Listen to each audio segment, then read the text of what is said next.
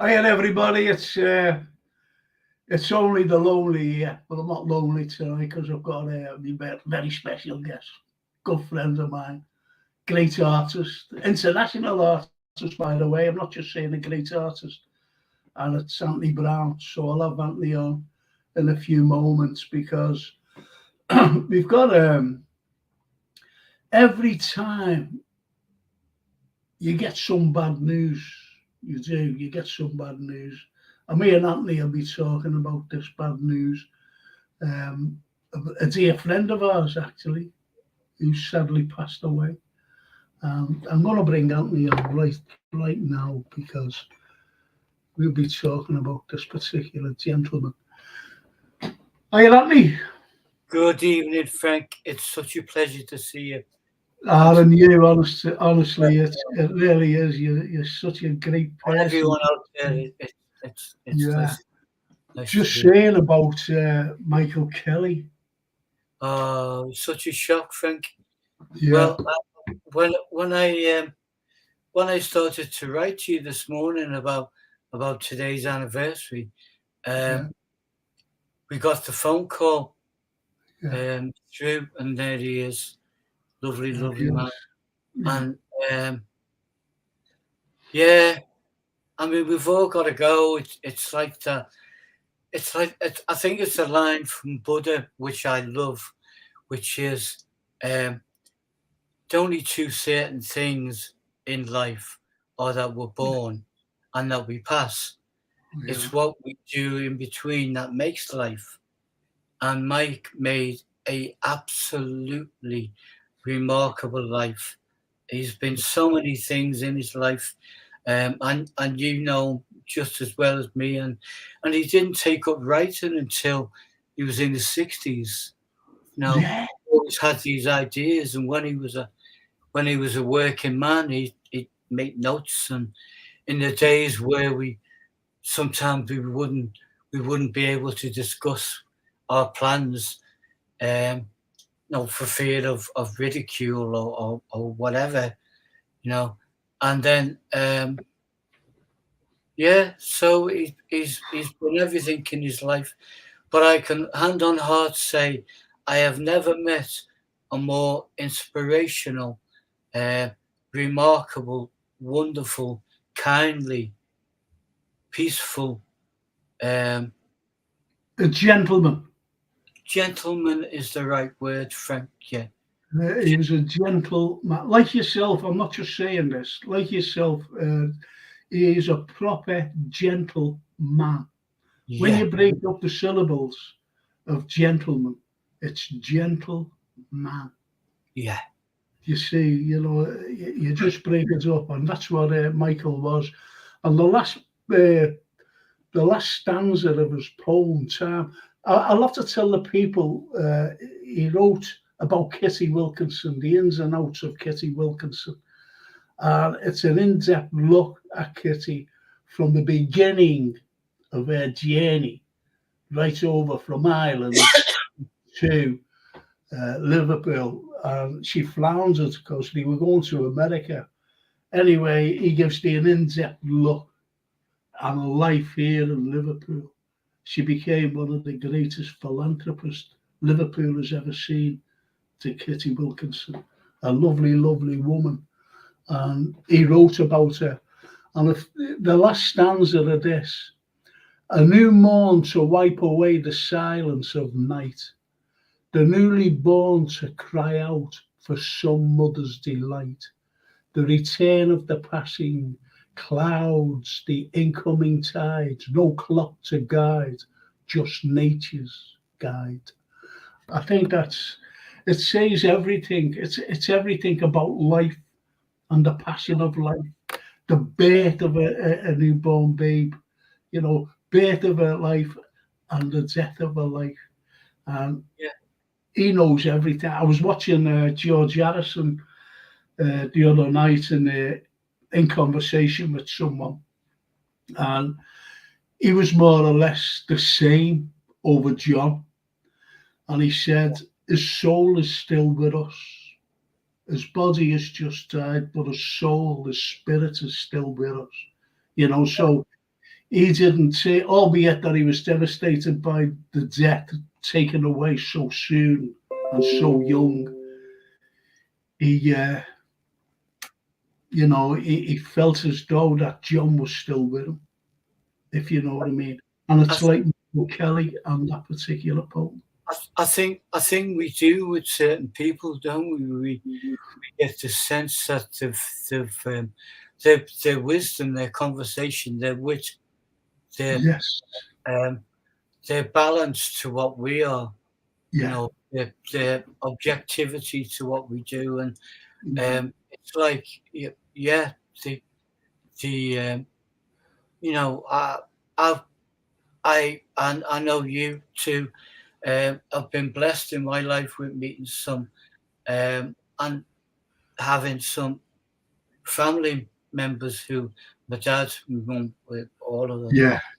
That stays with you, and you can't do things like pick up a book or make a cup of tea or whatever without thinking of these people. And Mike is very much like that, really. I can't honestly say I ever heard in the 25-year plus years we were together as friends, Lainey and I and Mike, and that was fluke meeting him. Do you remember a newspaper called a Scotty Press? Yeah. I don't live far from the office, actually. I don't know whether it's still going. Yeah. Well, there used to be a wonderful guy called Ron Formby. Ron Formby, I got to know Ron, yeah. Yeah. Well, Ron, I think, introduced us. Do you know when you think back and you think, was it this, was it that, was it the other? Yeah. Oh, you Ron met was a catalyst of introducing people that he figured would get on, and because I painted pictures and Mike wrote books, he thought they'll get on, and we met him, and it's a funny thing, really. My earliest recollection of him was that we were in a studio. We had a studio on Seal Street in Liverpool, and it was a bit hit miss. And Lainey and I worked. The kids were young and at school, so Lainey would kind of drop me off and then get back, pick the kids up. And anyway, one day I got robbed. Some guy came in the studio on the pretense of looking at artwork and stuff, and we never quite get into our heads the importance of don't leave stuff lying around, you know. So this guy cleared out what was there, my wallet and stuff like that, various stuff, and I was quite upset. And my cousin at the time, David, was a bobby from Stanley Road Police Station, and his sergeant, and another couple of guys started on their break coming from Stanley Road to Seal Street, and they'd walk in with a box of cakes and they'd say, "Is that kettle on there, Brownie?" And he did that for a couple of weeks. So anyone thinking, I'll chance that studio again, didn't. And I never had any more trouble. But they brought Mike in one day, and we were doing a thing with Scotty Press, and it was basically my drawing of the Melly fountain, and I donated one, and Mike had won it, and so he came in. What did he win? He couldn't write the script. That's one of them, Frank. But you know what? He came in and we posed for the photograph with all his burly bobbies with cream cake around the lips, and giving it all that. And that was the beginning of a great friendship. This is what it's all about, isn't it? This is what it's. Can I just say hello to a few people, because I want to talk about the portrait actually. LVFC TV, which is a lad named Baz. Big up, Frank. Thank you, Baz. Thank you so much, mate. I really appreciate it. I really do. Tony Barton. Hello, Anthony. Hope you're well, mate. And I there's a told pint, getting there's a there. pint Thank you. scotch and everything, because you like your scotch. Evening, Anthony, says Mark Kinnish. Mark Kinnish says, Frank, I've got to ask you, is that true Crown Street Station was the first? Yes. Yes, it was, Mark. Oh no, Michael Kelly was brilliant. Those books about Kitty Wilkinson. I've got one of his books. Such a legend, says Mark Kinnish. The GOAT, big up Frank. Absolutely. The GOAT. He's off this. He's off a stream I follow. You know, a Liverpool stream called Yeah. the Jamie Phillips Chat, and he says, "This is getting ridiculous. The Lavia deal. Absolutely, absolutely. The GOAT." The GOAT.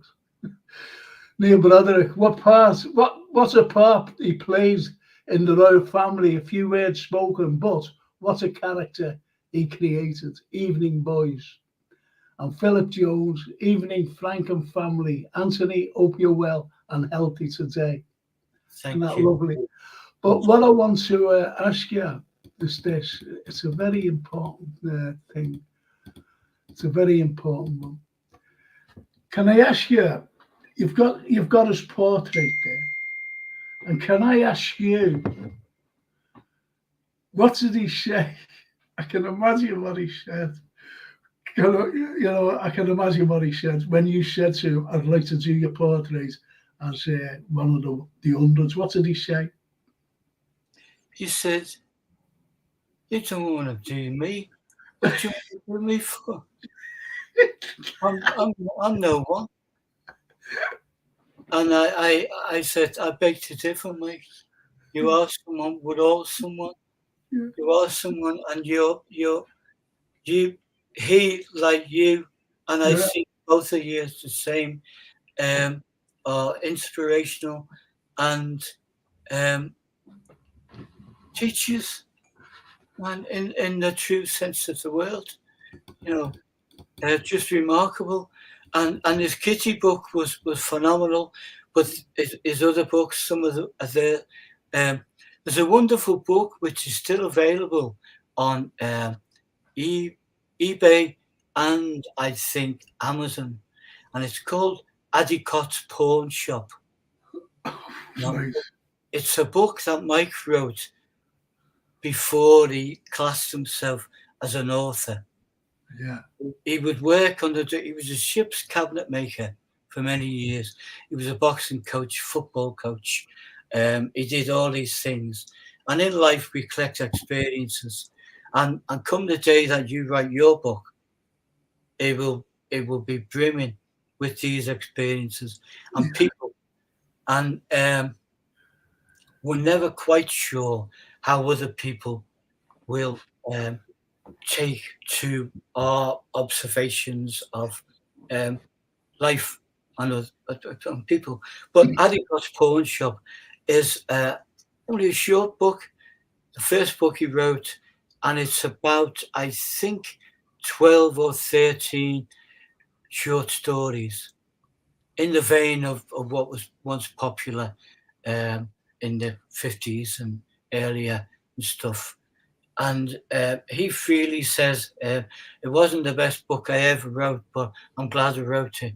I loved it because it told stories about real life people.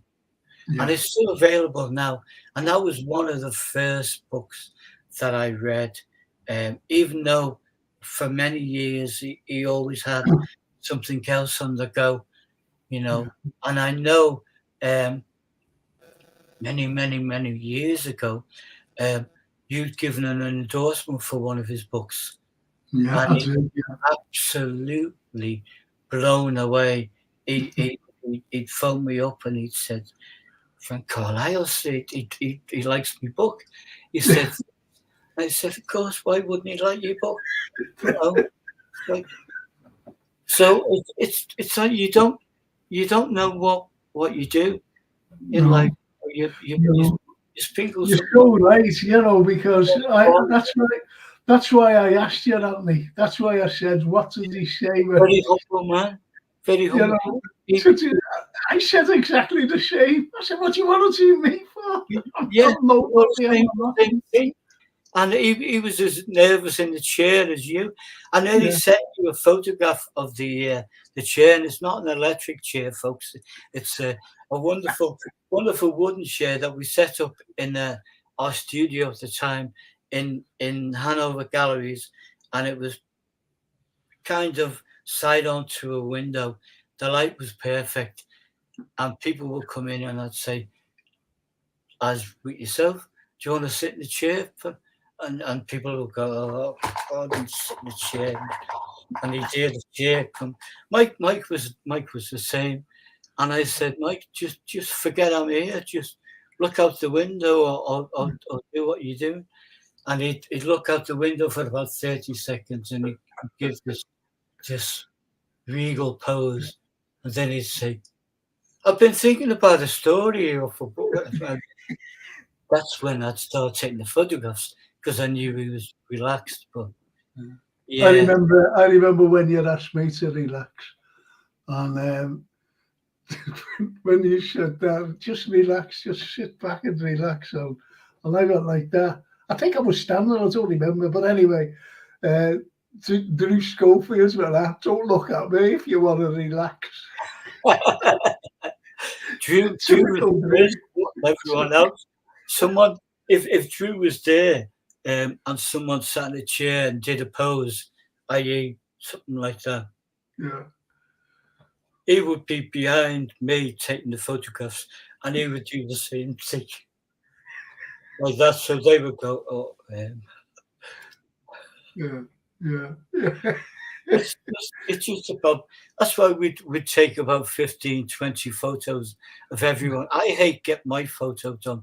Everyone does, I think, unless you're a professional and you're used to it. So, But but that's him though, isn't it? That's him down to it. The lovely Michael, really lovely. yeah, it's a lovely Mike. Lovely lad. And it was just strange. Um, in a kind of wonderful way. Sad. I had my moments today, and lately too, because obviously, since COVID, it's been hard to catch up with people, and Mike was one of those people. And recently, I've had little bouts of not the greatest health, nothing serious, but No, enough to put me off going to town and stuff. So he would right up to for his 80th birthday. Do you know what he did? go on. He had a word with John, who owned the cafe on Bowl Street, Yeah. and he John said, Levy, yeah.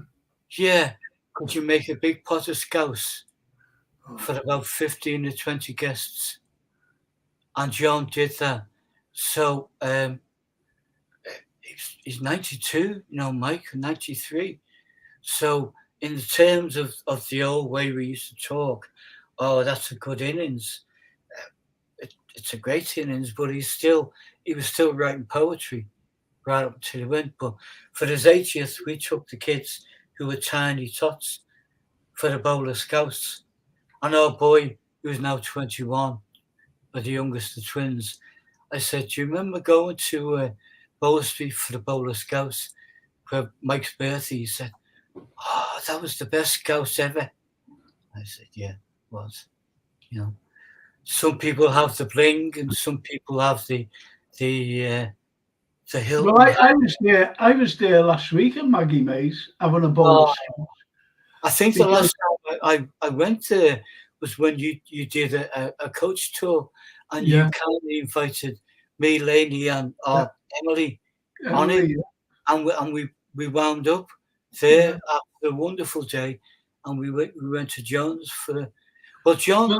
I went in last week, Anthony, and I had this photographer, Steve Garnett, and he said, I want you to he just out the blue, and he said, would you do me a favour? I said, what's that? He said, would you go somewhere and have a bowl of scouse? I said, what do you mean go somewhere and have a bowl? He said, I want to take a picture And I once, your Jason, Jason, he produces this. He said to put us up at one time and just say, where do you eat your scouse? And how do you love your scouse? So he's taking the picture of me and Maggie Mays having the bowl of scouse. So that's what his thing is. So that's why I was there at John's last night. See, again, to quote your description before of Mike, and I include yourself, it's like humble man's food and women's food. It's real food, real people. I was filming for BBC Two a few years ago. What it was I forget what anniversary it was, from the May Blitz or, the Second World War anyway. I forget what anniversary it was. And what it was all about what people were eating during the war, the rations. So anyway, they came to Liverpool and said, Judy, before I went on, they said, did they eat scouse? I said, yeah. I said, they ate blind scouse. I said, because meat was very rare. It was rationed. I said, so they couldn't use, the meat normally. So they had blind scouse.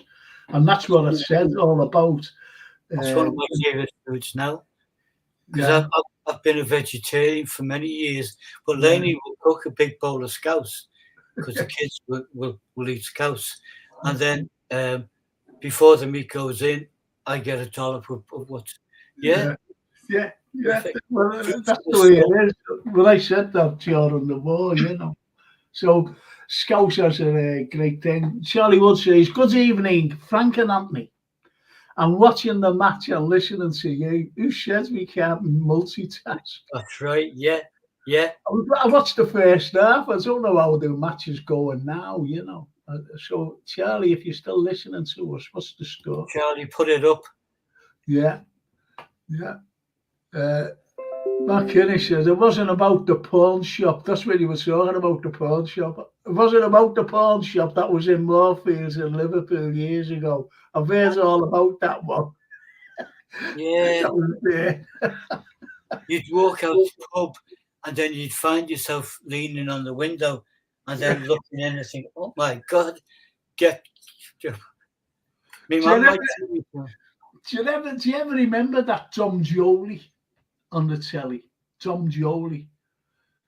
What he did, he used to do like pranks, and he was being filmed in like a gardens, like St. John's Gardens. But anyway, he's all dressed up. I'll give you some idea what this fella did. He was all dressed up as a Morris dance, and the camera was right behind these two old ladies sitting on a bench. You just see the backs of them. And he walks down, right? They didn't see the camera. It was hidden. The camera was hidden. So he walks down and gets in front of them and starts doing all this, jumping on the floor and getting up. And you just see the two heads, looking at each other like that and looking back. And looking at each other again and looking back. It was so funny. But here's what he did. There was one of them naughty shops, right? And they see the sharp fella going in. Right? They see him going in. Because all the windows were blacked, but people knew that it was at one of those naughty shops. Anyway, he gets his team, right? And he has this like an arch full of balloons and a big poster saying the 1 millionth customer and a little band. So the old fella walks out right in the middle of it, and they're all playing, and the balloons are going, all these girls are dancing and everything, and he's just see the gob on the chest. Oh, my God. Oh, it's so funny. But that's what kind of a But Tom this is Jolie was, you know. I was just got to say that. this is all the observationals that Oh yeah, these people will get, and everyone will get, and write it in a screenplay and put it up there, and we laugh at it because it's real, because we've seen it. We've all seen shake hands, and we've all seen these odd moments and these odd characters, and we've all thought, "My God, thank God that wasn't me," you know. my goodness, that's the best photo of you, Frank, and Maggie Mays, of you sitting and reading. Funny enough, I seen it last week when I was down there. Someone took a black and white photograph of me. I was sitting by the window and I was reading the paper actually. And I was reading the paper and he took a photograph and he presented it to, it was funny actually, he presented it to John Lee. So John Lee put it in a frame, which is very nice. I didn't even know. And he put it on the wall. Right, he put it on this wall as you walked in. So anyway, I'm sitting there having a cup of tea one day, and there was two young ladies there, you know, having a cup of tea. And they looked and they said, "Is that you up there in that photograph?" I said, "Yeah." They said, "What did you do? Who are you? Why is your photograph there?" I said, "Oh," I said, "that's really not." And I said, "I was the employer of the month." I said, "I'm away." He went, "Are you?" I said, "Yeah." The employer of the month. You put your picture up. That's what I said. You know. Superstar of the month. Yeah. Going back to what we talked about before about people like Ron Formby, Scotty Press. Oh yeah. Well, I haven't seen Ron for many years, but John Lee is still connected to Ron, or was. Yeah. You know, it's like it's a big world out there, but it's full of Scousers, so it doesn't seem that big a world. You know what I mean? No. And Mike, God bless him, had many of his books launched at John's. I remember he had his wonderful book about the Carling brothers launched upstairs at John's, and there was a little bit of an exhibition based on the information he could get hold of. Yeah. And John has been behind all of that, and I take me hat off to him. And any visitor to the city, you would say, get off the bus and make that your first stop or your second stop for dinner. Go and John's. Kev. That's right. Do you know what, Anthony? I don't know whether you're aware of this.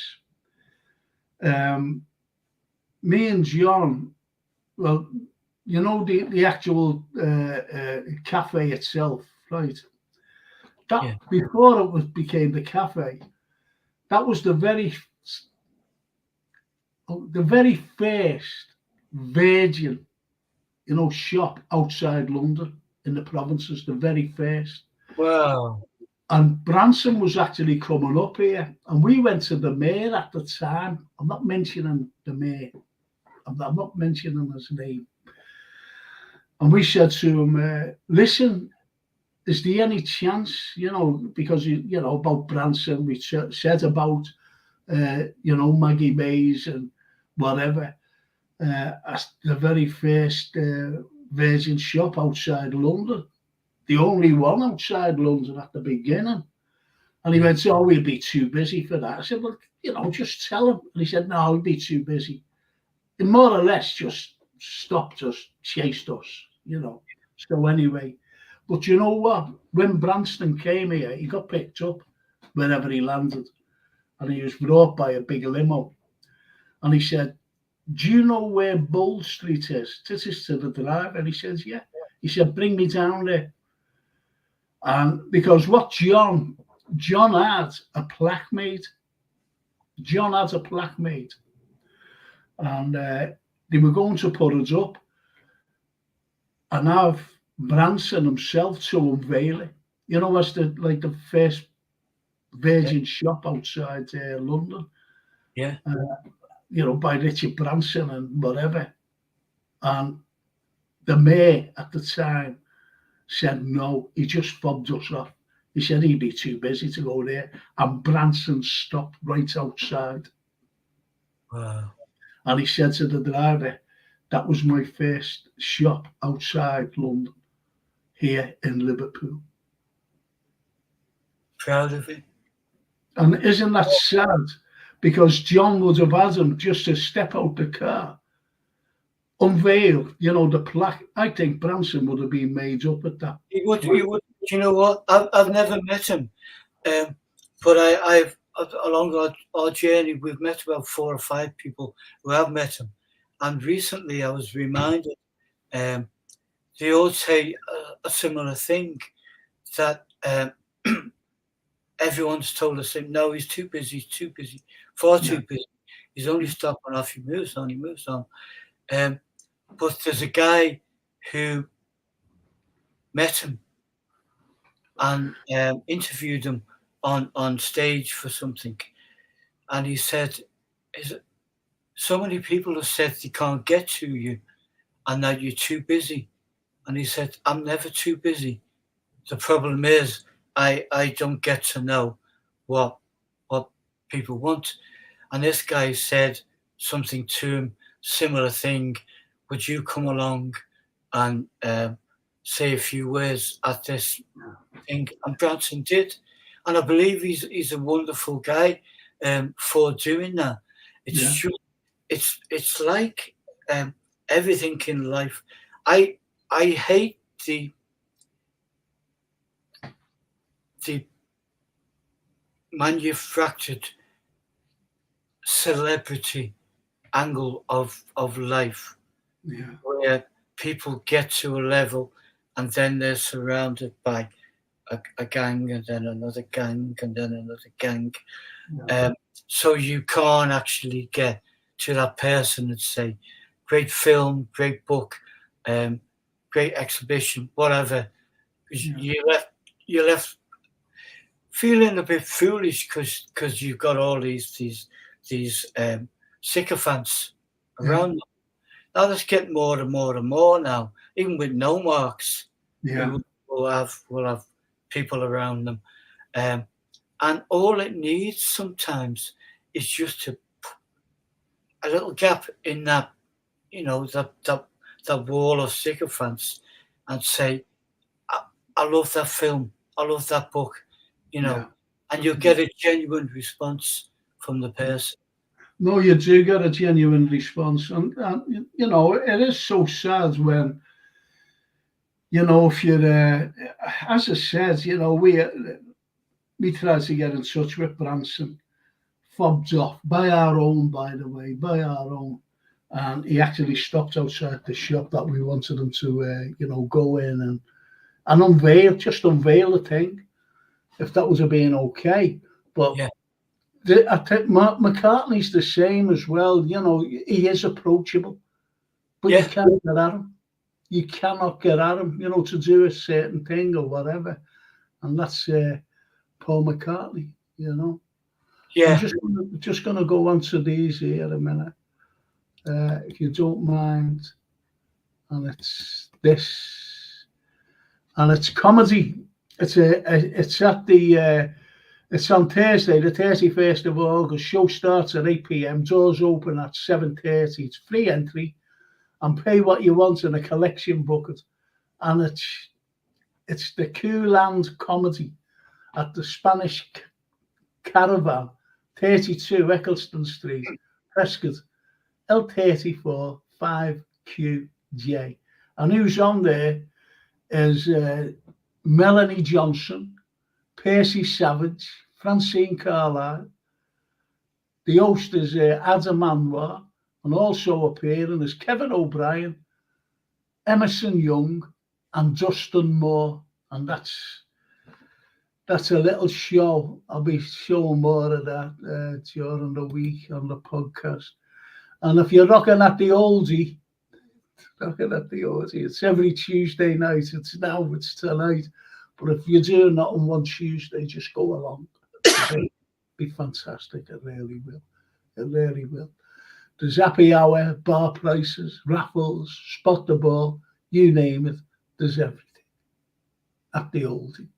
Meet friends, meet old friends, meet new friends, meet everyone. If you want a good night out, just go along with your partner or on your own, like me. Marios Manzos, and there's a book signing and in conversation with Frank Carlyle. And that's on the 17th of this month. And it's at Waterstones, Liverpool 1. And it's Thursday, August the 17th, 6:30 to 8 o'clock. That's where I'll be. In conversation with Marios Manzos on his book called The Social One. Why Jurgen Klopp was a perfect fit for Liverpool. And that's what I'll be doing. And he'll be signing them, actually, you know. He'll be signing the copies. I'm going to bring mine down so he can sign mine. And I want someone, I'm going to remove this, but I want someone to tell me, even you, Anthony, where is that? Where is that? Now you're asking. Did you see it? Shall I show you it again? That's Neptune. And it's on a building, believe it or not, in Liverpool. It's cracking, isn't it? It's a beaut. It's not on tower buildings, is it? No. No. Someone rang me up and they said, I've never noticed that. Where is it? And this was a businessman. And I told him where it was. And he said, I've had my business here for years, never noticed it. And he went, you're a big red, aren't you? I said, yeah. And he took me the match. He's got a box at the game. And he took me the game, you know. And we met John Bishop. John Bishop, I just done something for John as well. Who do you think you are at the time? And he went, hello, Frank. I said, all right, John, you know, just chatting him away. And this fella who took me the match was just showing him that. He said, do you know him? I said, no, he knows me. As you do, you know what I mean? You know him. You know. I had to remind me of a story. My brother-in-law, Algie, is a fanatical Red. And since he was a tiny kid, he's followed the Reds all over the globe. He's a couple of years on older than me now. But in the days of the swap over from Keegan to our Kenny, you know, which was a massive, because no one thought anyone could fill the shoes of Kevin Keegan, and Kenny did. And anyway, Algie got this photograph of him and Kenny at somewhere, a European game, and he carried it for years in his wallet. Only a little black and white stub of a photo. And on the back, he'd written, me and Algie Paddy, as if Kenny had written.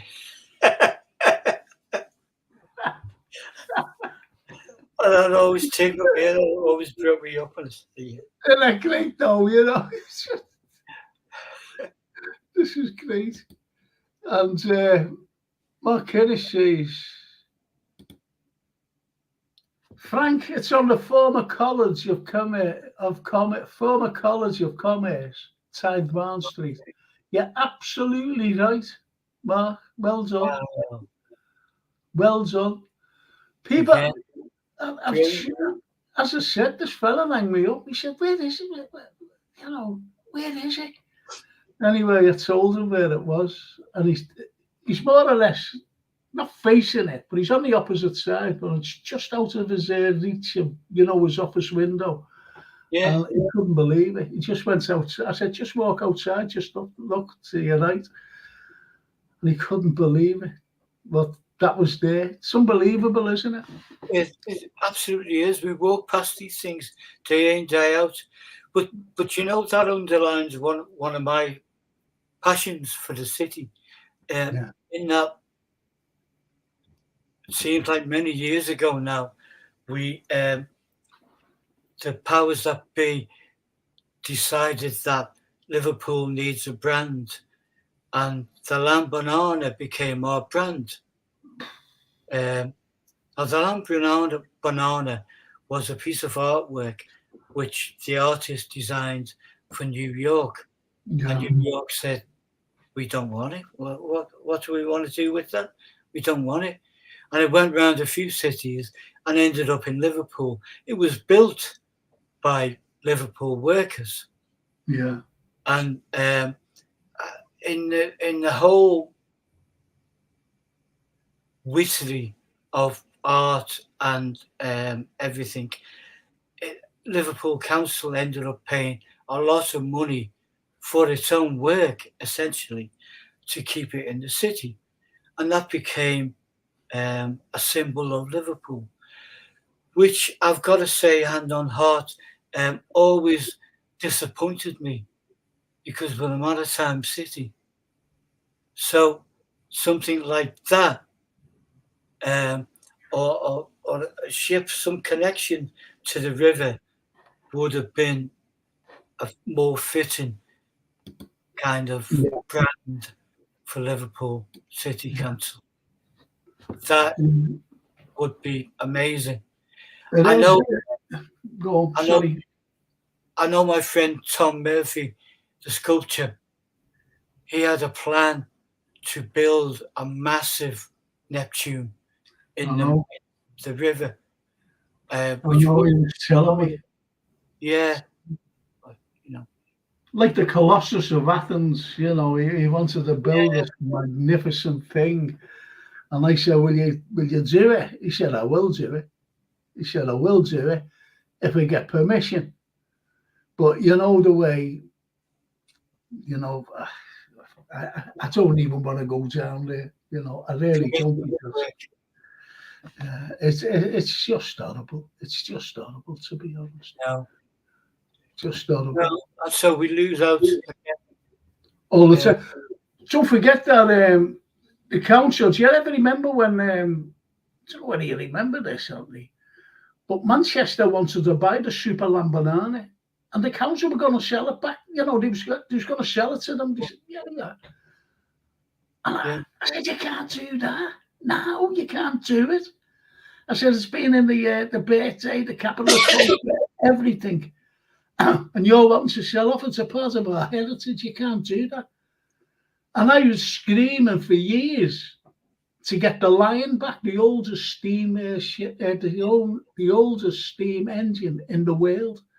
yeah. Just looks like it just looks like the rocket, Stephenson's rocket. Nothing, absolutely nothing. It just strikes me as Liverpool's greatest import and export, um, whether it be people, music, whatever, is the river. Yeah. But on the river, both sides of the river. I mean, I was born on the Liverpool side, as was Laney, Yeah. and we're just a hop on the Birkenhead side now, and the, the the river goes on. The river's got its eternal life. Yeah. You know, Of course, of course. that's what I would dearly. If someone said to me, "Come up with brands for the city," it would be based around the river, what the river and mythology has brought and taught us. Yeah. So But the way things are going, we had a brilliant, still have, a brilliant waterfront. But Peel Oldens are trying to, in my opinion, destroy it. They're trying to destroy it with all these, big buildings that are going up. Charlie Wood says, I heard the Lambanana was a protest against genetically modified foods. That's strange, isn't it? Don't know, Charlie. Maybe, but that's the great irony and the great problem with art is that when you want to sell art in any capacity, then it's got to have a story. Otherwise, people won't. You can't just look at something as we've looked at that Neptune's head and say, wow, that's awesome. So everything's got to have a story. Like newspapers, everything's got to, what's the background story? Why does everything got to have a story? Is it good? Is it bad? Does it fit? Does it not? It's one of them. I don't know, could be. Lynn Ellis says, I preferred the Penguins. I preferred the Beatles, Lynn, but I'm with you. The Beatles, someone said last week. The Beatles. Oh. Anyway, I remember the first Lamborghini coming around in 1998. It was originally stood on the first one near the Cunard Building Street. Cunard Building Strand. It was outside the ship's chandlers, wasn't it, on Wapping? Wasn't it there for a while? It was indeed, And then when but it's on a walkabout, isn't it? I know it sounds like a pun, but it did. It went on a walkabout around the city. Yeah. And it's outside JMU now on Tyburn Street. Yeah. That's where it is. And let's see what Mark says. Frank, have you heard they've done more work on the Garden Festival site? No, I haven't, Mark. Thank you for letting me know. And there's where it is, everyone. That's where it is, yeah. Yeah, that's where it is. Right there. I mean, I'm not in any way having to pop at anyone else's work on any level. I don't. No. I've had my work popped at so many times over the years, but it just strikes me as a symbol of Liverpool needs to be something a bit more in keeping with the city and the river. Yeah. It's like that, isn't it? Neptune, that symbolises the city. It symbolises everything, just like the liver bird. Absolutely. And then even the liver birds, when that came about, no one wanted the liver buildings. No. Thought they were ugly, tear them down. And the poor guy, and forgive me, Frank, you correct me, but I read the script on it was a German guy who designed Carl Bernhard Bartels, his name was. Yes. And he designed the most beautiful things to sit atop the liver building. Yeah. But when his nationality became apparent, he was kind of erased from history. He was actually arrested as an alien. They went up in 1912. And as soon as the First World War broke out, all German-speaking people and German names, even German-sounding names, were arrested. And he was actually sent to the Isle of Man, Carl Bernhard Bartels. Wow. I actually got invited down in 1912 to meet his family because, it was the anniversary, the 100th anniversary of the birds going on top. So I went down and met them, Carl Bernhard Bartels' ancestors. Remarkable gentleman. Descendants, I mean. Do that. And his legacy lives on. Yeah. His legacy lives on, yeah. And for everyone, the world to see. The world to see. How many times a day is that photographed? Yeah. Wow, man. And yet to be treated so shabbily. Yeah. Here's one. It's from Lynn Ellis, and she says, Frank, do you know if we're getting a statue of Jerry Marsden? Do you know that? I don't know. I'm not sure. I think we should. Yeah.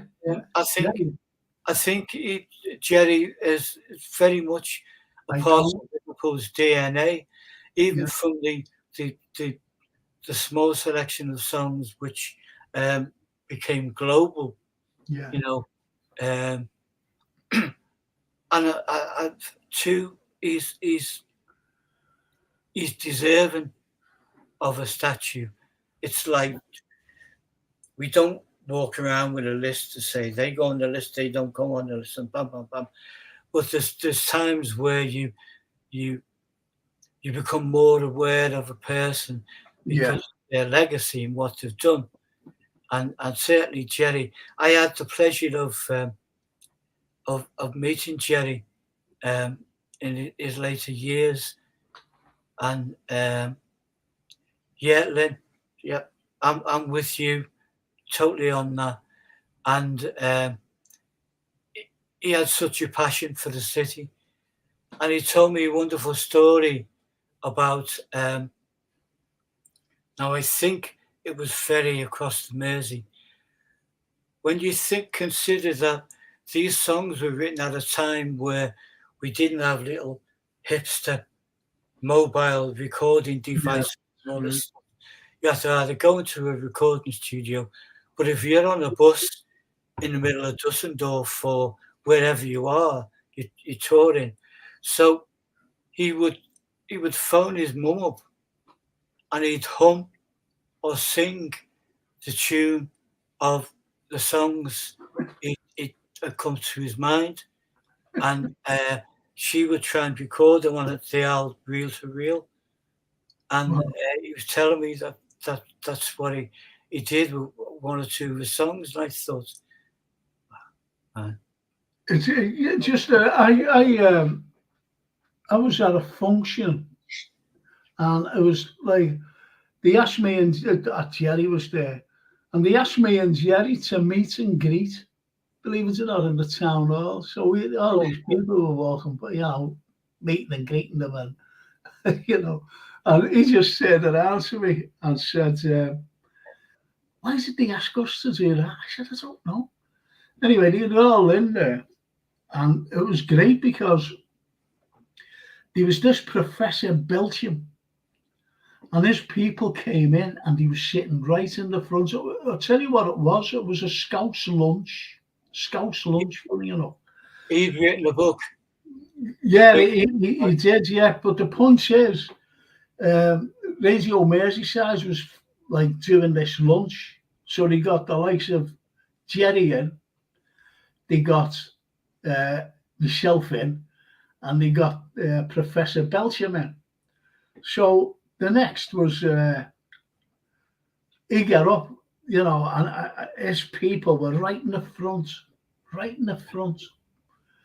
So I think Laney and I were there on that day.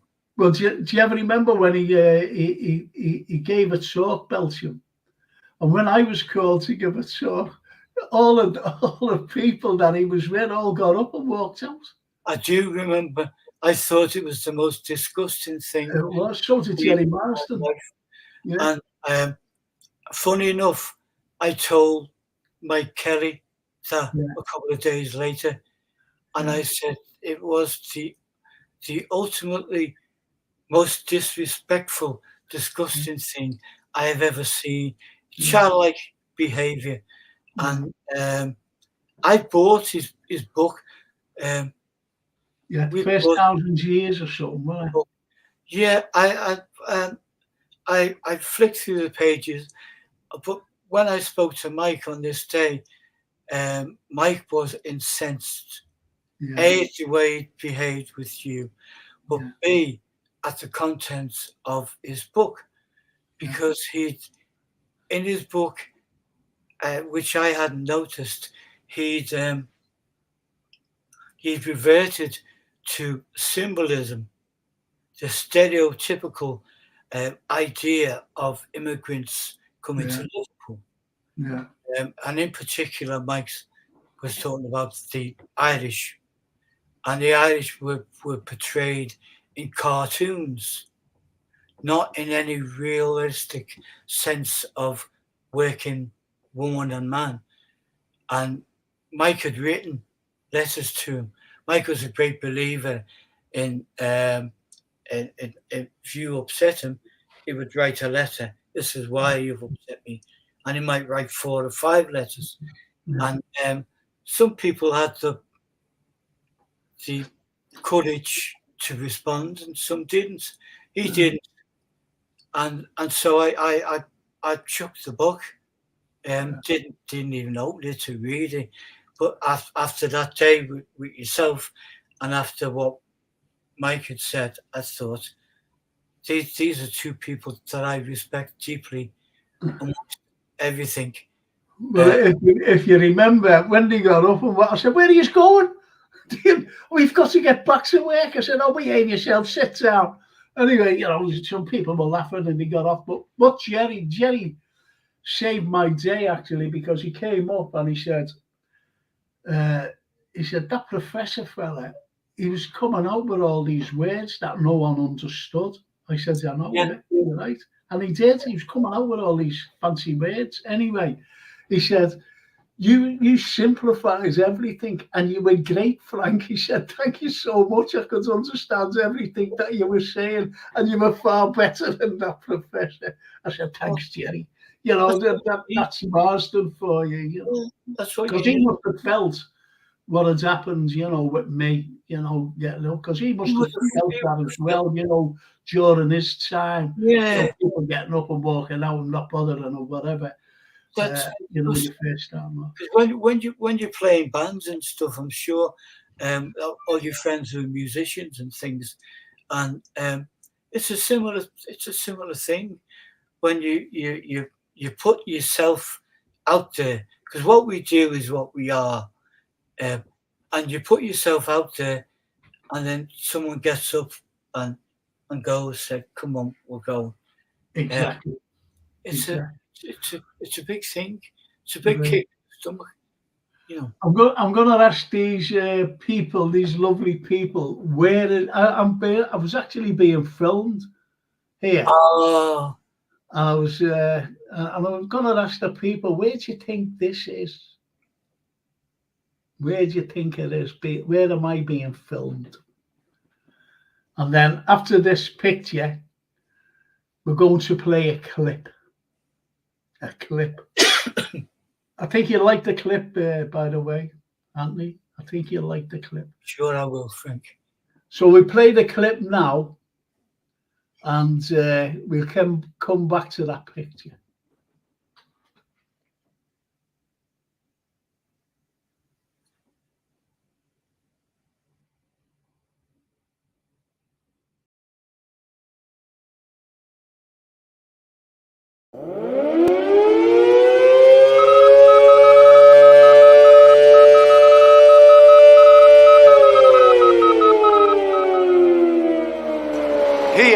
In Rumford Street, the Battle of the Atlantic was about to take place, and through these doors were the operations.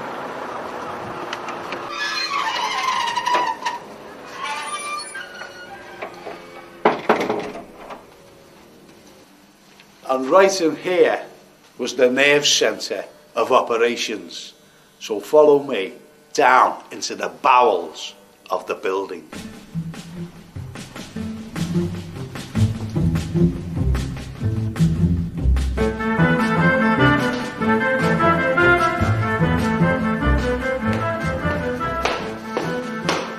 We have just come down 30 foot from street level and nothing has changed.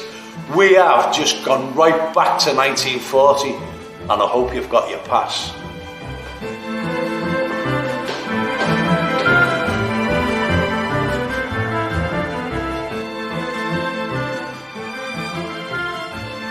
World War II lasted a total of 2,075 days.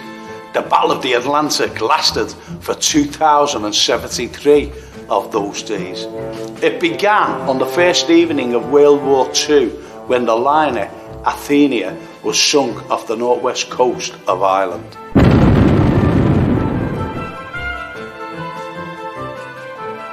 Could you imagine the coordination the Commander-in-Chief had to deal with at the Western approaches? Just have a look at these.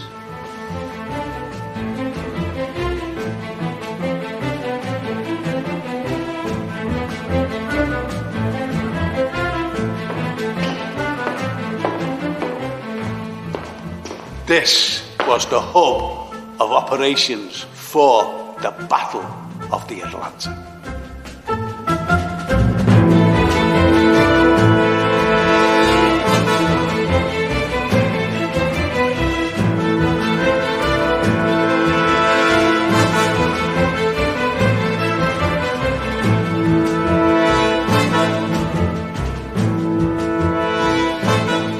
A young wren, Patricia Lane, fell to her death from the ladder during operations, and her spirit is rumoured to still haunt the corridors.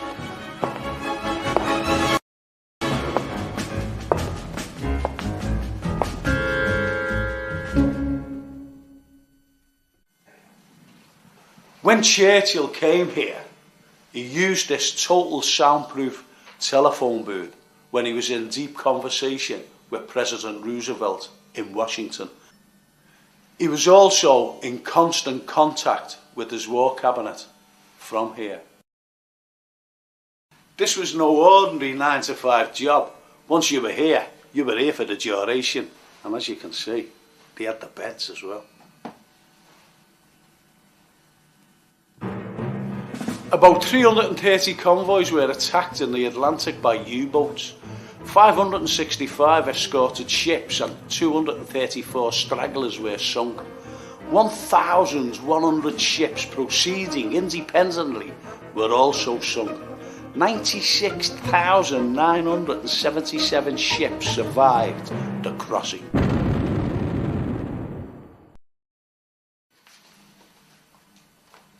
This was the office of the Commander-in-Chief, Admiral Horton, and he dealt with all the top secret documentation here.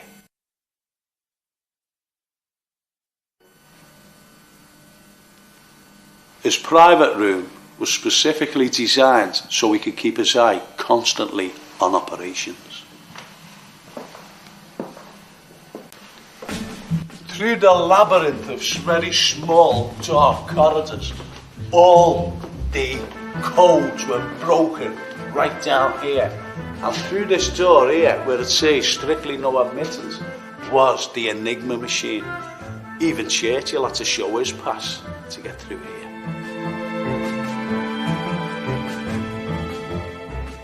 Top secret codes of messages were transmitted from this room. It was such a sensitive area that the operator was locked in the room and an armed guard posted outside.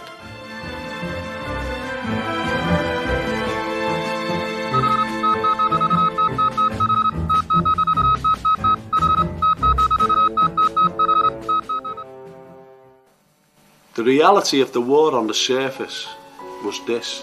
This is someone's house, devastated by the bombings of the Luftwaffe. But let's not forget that there was a war going on underground, a secret war.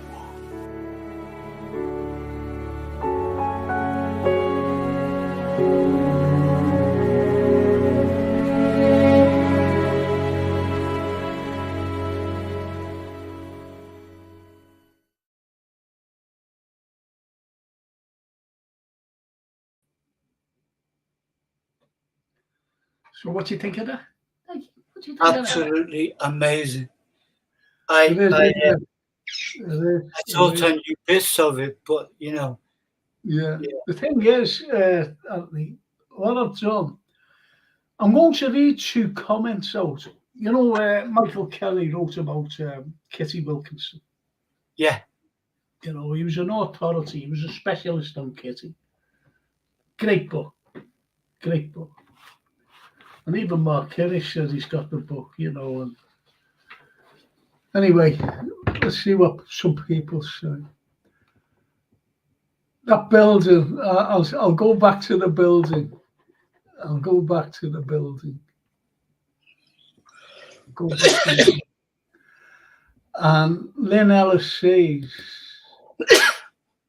the Liver Building boardroom, you're so right. You're so right, Lynn. Well done. That's brilliant, Dan. That's a brilliant guess. No, not a guess, but you just said it. And Chris Andelli says, evening, guys. Reds just won 3-1. It was a great atmosphere.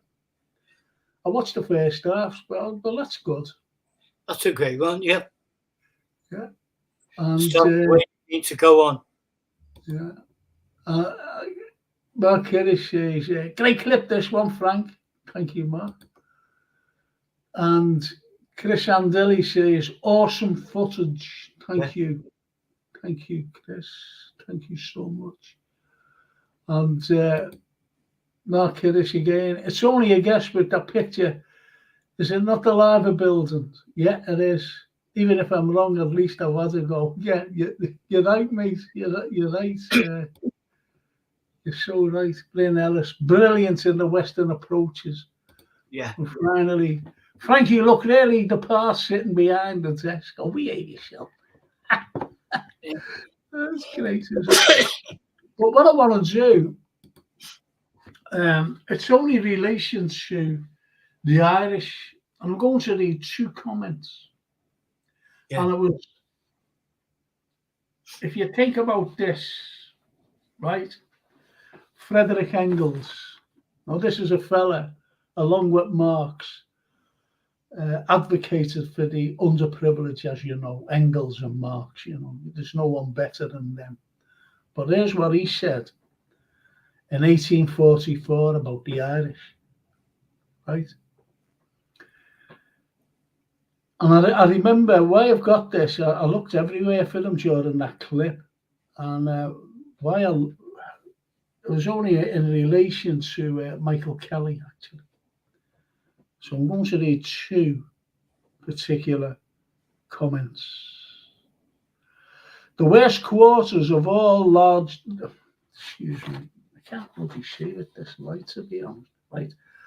The worst quarters of all the largest towns are inhabited by Irishmen.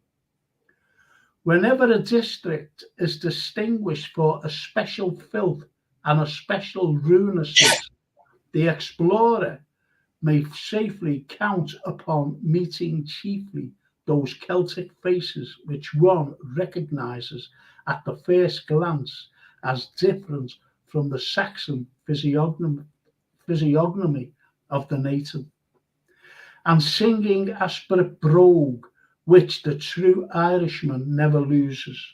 The southern facile character of the Irishman is crudity, which places him but little above the savage, is contempt for whole humane enjoyments in which his very crudeness makes him incapable of sharing.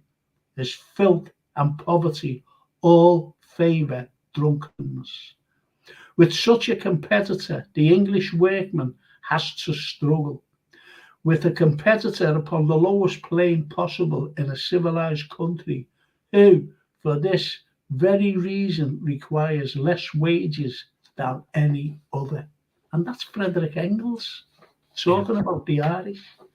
Blind, deluded. Oh, absolutely. But get on to this. This is the Liverpool Mercury. This is the Liverpool Mercury. And it became the Liverpool Echo. And a fellow named Michael Whitty took over this. But, you know, he as editor, and he would never have, had this printed in his paper if it was there. Do you know what? Just as a short insert, Mike Kelly discovered Michael James Whitty's grave. Go away. And it was unmarked.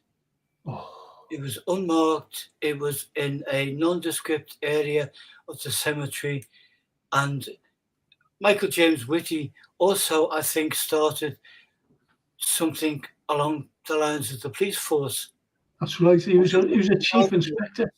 He made it, and his footage is in Mike Kelly's portrait. But his daughter received the first damehood as an actress. This is all in Mike Kelly's work, and he found the grave. Dame May Whitty, is that his daughter? Dame May Whitty. Well, I'm not sure of her name, but she became the first dame. Yeah. No, for her services. Yeah, Dame May Whitty. Yeah. Freaking hell.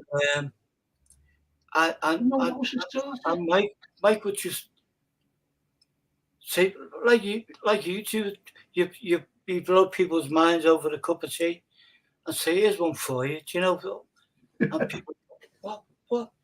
When Mike told me that, it's like, what? And and I'm sorry to interrupt you. No. It just felt right to. Yeah, of course. I'm made up about Dame May. Dame May Whitty. Oh, yeah. She's in one of my favourite ever films, and it's is it The Lady on the Train or something like that? And it was done just before during the outbreak of the Second World War, where she's a spy, and Michael Redgrave's in it with Margaret Lockwood. Absolutely brilliant film. Well, you know what? You said it before, and it's bang on the money. You said even when we lose these remarkable people, it's like they're still in the room with us. Yes. And Mike still he's still with us, isn't he? Because we're talking about him. Dropping these little feet. About him. Yeah. So it's like having three of us. Yes. Yeah. Yes. And as I said, I'll just read this out, which is, this woman, Kitty Wilkinson, have been doing so much for the underprivileged people, the underprivileged. And, she was bringing in rakes and strays. She was washing clothes for nothing. She even opens a school. Everything was going on with this lady.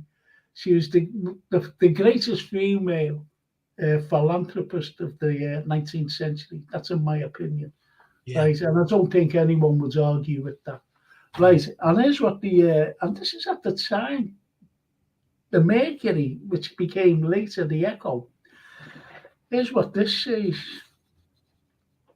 And this is just after the 1847 influx. So this is written in 1848, the influx of the Irish after the 1845 potato famine. And don't forget, George Bernard Shaw said, how could there be a famine when the country was full of food?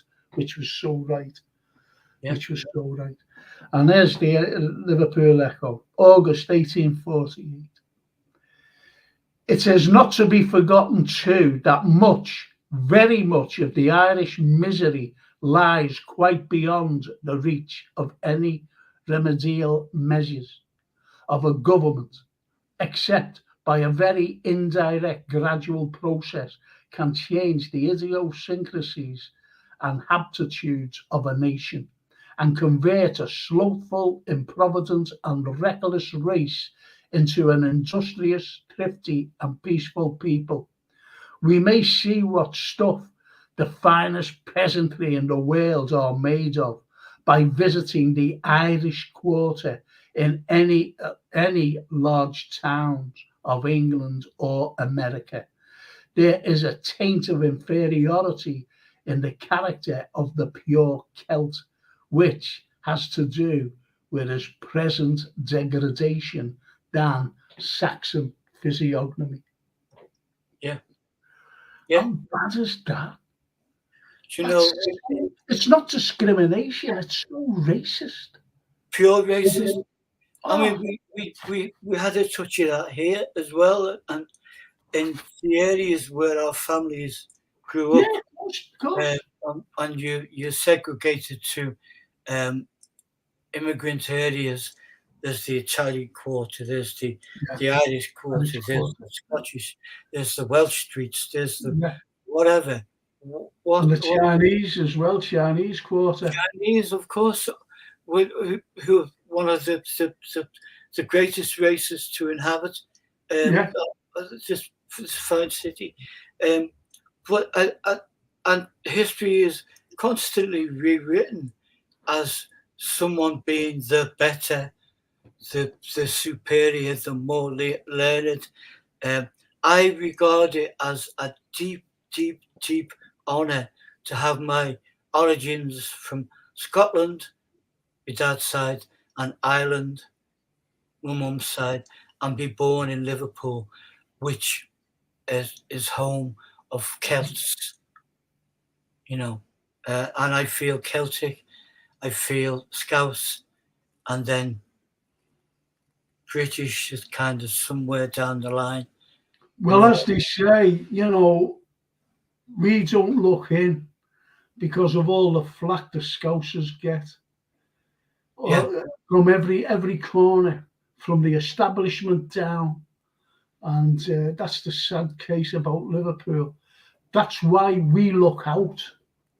We look out across to Ireland, right over to America. That's where we look out because no one else looks after us.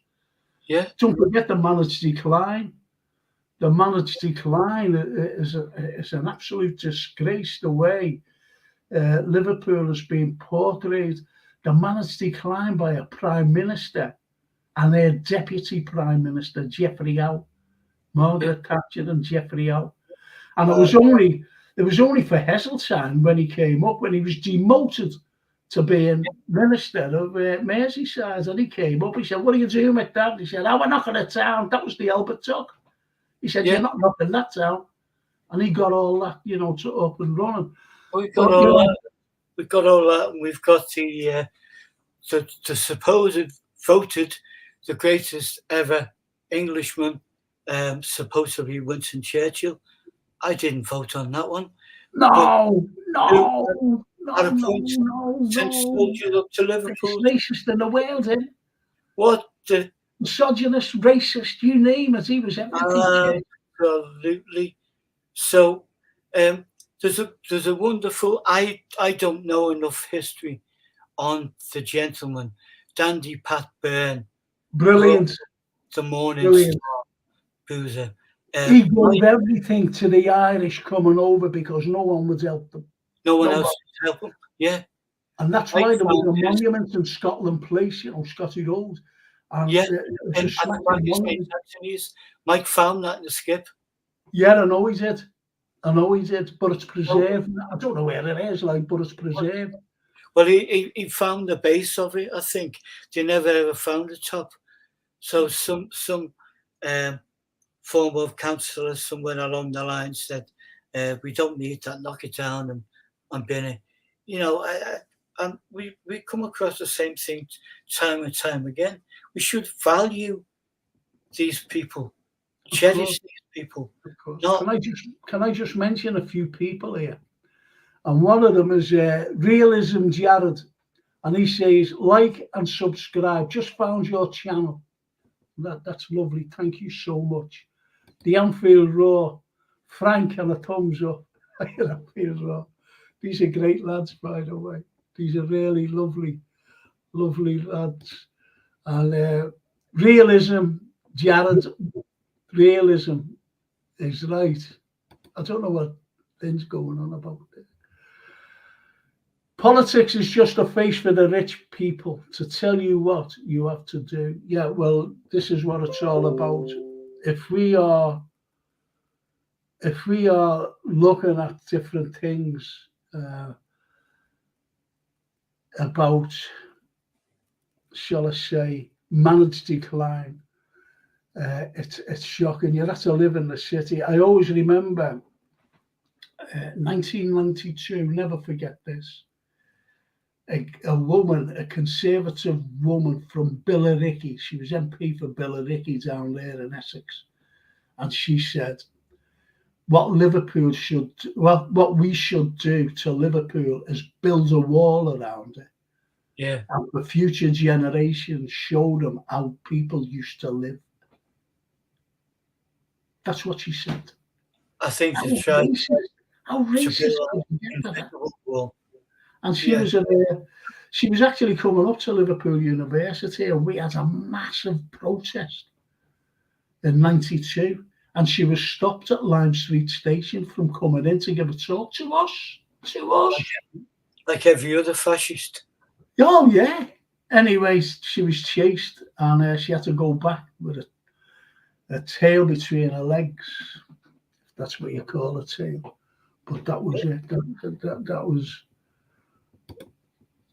And there's a good Irish name, Elaine O'Callaghan. Good evening, all. You've all been watching the match, you know. You've all been watching the match. They're all here. They're all with us. Absolutely brilliant. Absolutely. But, you know, it's just as well that we can look back on history, especially, you see, I'm a great fan. I'll tell you 5 people who I'm a great fan of. Five military leaders. One is Marcus Aurelius, because I used to. This is what I used to do. I used to lecture, as you know, about the Roman Empire. Yeah. And Marcus Aurelius is one. Yeah. Napoleon is another. Do you know what Napoleon really wanted? He said, listen. He said, listen, let's unite. Let's unite. He wanted then going back. He wanted like a common market, an EU. That's what he said. Forget wars. All trade with each other. Just trade with each other. Let's all be happy, because he'd just seen a revolution in his country in 1789. Anyway, he just wanted all this, you know. Great man. Did you know that? Shall I tell you what he discovered? Well, not discovered, what he did. Do you know his troops, when they were having to go to war with Austria and the Russians and everybody else, what he did, he said, the soldiers were foraging for food, haven't they? The soldiers were foraging for food, and he said, this is wrong, this. So he made the tin to preserve food in. Did you know that? And I'll tell you another thing, what he did. Do you know when it was cold? Right, it was cold. We used to do this when we were kids, you know, we did. Do you know, you're like that, you go to school or whatever, you go like that with your sleeve, don't you? Yeah. Oh, man, I still do. Well, he decided he went like that. He said, I'm fed up looking at all these greasy sleeves. He said, put buttons on the sleeves. That's what he did, to stop them doing that. I know, it does not fit. I know, it's just when you get little chaps around your nose. The summer from that year, go to school. I think going to work as well. You know, but it's brilliant. I love this comment here. And it's realism, Jared. It's generally a two-party system, sometimes maybe 3, but it appears there is a difference. But if you look deep, there isn't. They all are the same, to keep you as a slave. Jared, you're right. Because we've always been enslaved, unfortunately. Yeah. All the time we've been enslaved. And I'll give you a quote, and it's from Jean-Jacques Rousseau, a great French philosopher. And he said, man is born free, however, he is everywhere in chains. It's as simple as that. It's as simple as that. And this is what these great people, these great philosophers, you know, what they were writing about. Because we're all enslaved, unfortunately. Yeah. You take out a mortgage, yes. You're enslaved. You've got to keep that payment going. As Gisbert, You Never Walk Alone says, left wing, right wing, both connected to the same bed. Absolutely. Absolutely. You've got it's just, as I said, it's so. I'll just read this. Just bear with me, please. Just bear with me. I'm like, really. Now, how racist is this? Right, and this was written. Remember the magazine called Punch, Anthony? Punch. And this is written, the Punch. And this was written in 1862. Now get onto this. This is when, yeah, of course. Right. Now this is like during the 19th century when it was male dominated. This is when this country, they just went out and raped countries of the resources and everything else. Yeah. As you know, the people were getting made rich very quickly indeed. And this fella, the magazine, Punch, here's what it says. This is nuts. See, when I did the Irish, the lecture, it was a 3-hour lecture I used to do. And it says, get onto this. This is shocking, this. A gulf certainly does appear to yawn between the gorilla and the Negro. The wilds of Africa do not exhibit an example of any intermediate animal, but a creature manifestly between the gorilla and the Negro is to be met with in some parts of London and Liverpool. If you just listen to the diction, right? Just listen to the diction. I'm going to read this. It comes from Ireland, whence it has contrived to migrate. It belongs, in fact, to a tribe of Irish savages, the lowest species of any Irish Yahoo. When conversing with its kind, it talks a lot of gibberish. It is, moreover, a climbing animal and may sometimes be seen ascending a ladder laden with a hod of bricks. The somewhat superior ability of the Irish Yahoo to utter articulate sounds may suffice to provide it as a development and not, as some imagine, a degeneration of the gorilla. Absolutely insane. Ludicrous. Well, if you could imagine me giving a lecture about all this, even the slave trade, when I give a lecture, I used to give a lecture about the slave trade, deconstructing the human being, deconstructing them and building them up again to give them a name from their own name. We've always done it in this country, Anglicizing names. Yes. The likes of Giovanni Cabato, for example. Giovanni Cabato was from the same city, Genoa, as Columbus. And we decided, we've got to have someone to discover lands, because we were awful seamen, believe it or not. So anyway, after Columbus after he discovered America, the West Indies and America, really, we needed someone to do something for us. So we sent for a Genoese named Giovanni Cabato, Henry VII, this is. So he said, listen, can you go out and find us some land? And he went, yeah, where do you want me to go? He said, anywhere, just go. So we said, okay. He said, by the way, Giovanni, we can't call you Giovanni anymore. We have to call you John. He said, but that's not my name, it's Giovanni. It was, now it's John. And Cabato is Cabot, John Cabot, you'll be known as. So he went out and discovered Nova Scotia, Newfoundland. That's why it's called Newfoundland. So it's things like that. We Anglicize names. America did it. America did it too. Dino Cricchetti. and Dino Cricchetti, as you know, was Dean Martin, and Antonio Benedetti. Now, what a name that is! It's so romantic, and he's just recently died, Tony Bennett.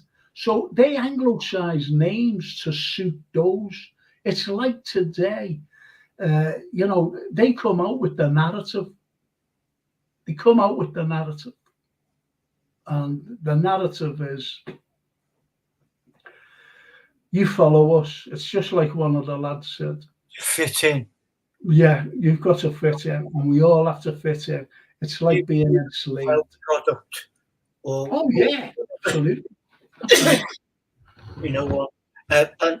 And one of the guilty culprits you've got to imagine is in this country is the BBC, who are going to great lengths to deregionalize areas and accents.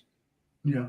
So we don't all sound, and we're not all supposed to sound like we come from Milton Keynes or wherever, but you find bit by bit, and Liverpool, as everywhere else, has suffered that with local radio, there's been so many efforts to close down local radio and stream from a central source, so we all sound the same.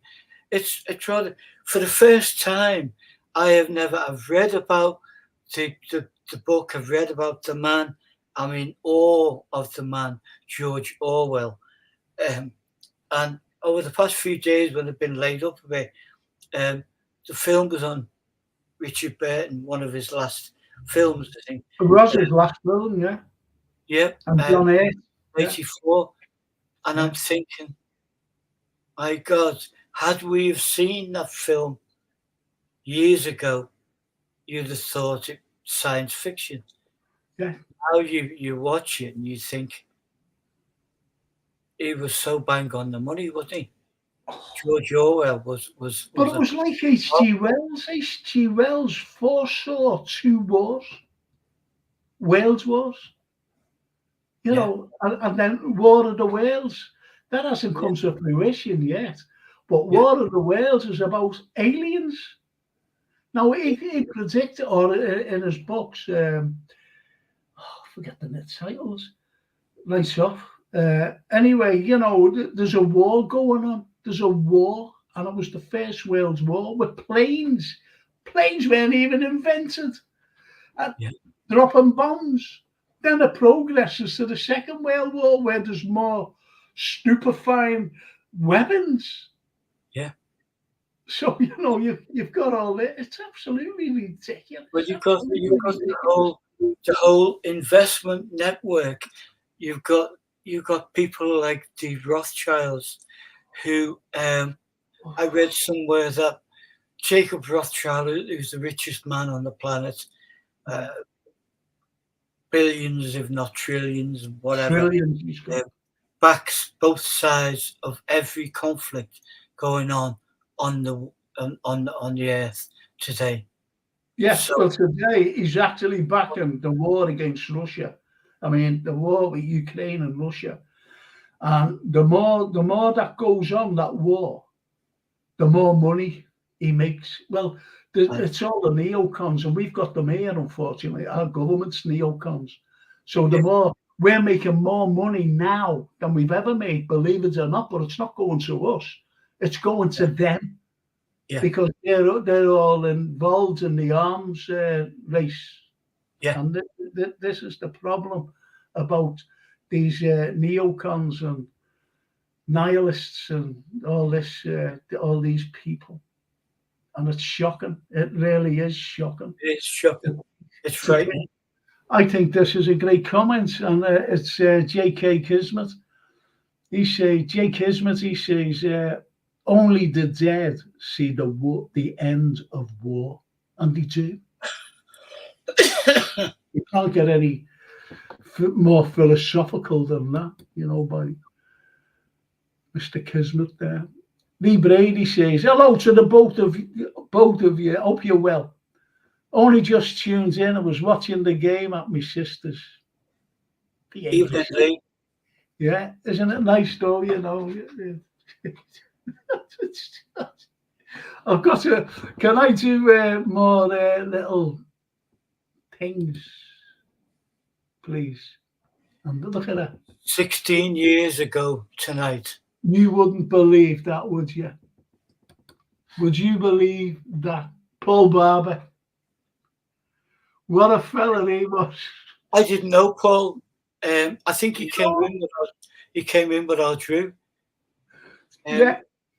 Said hello, Frank. And I went, what I love about that photo is over on my shoulder is my beautiful dad.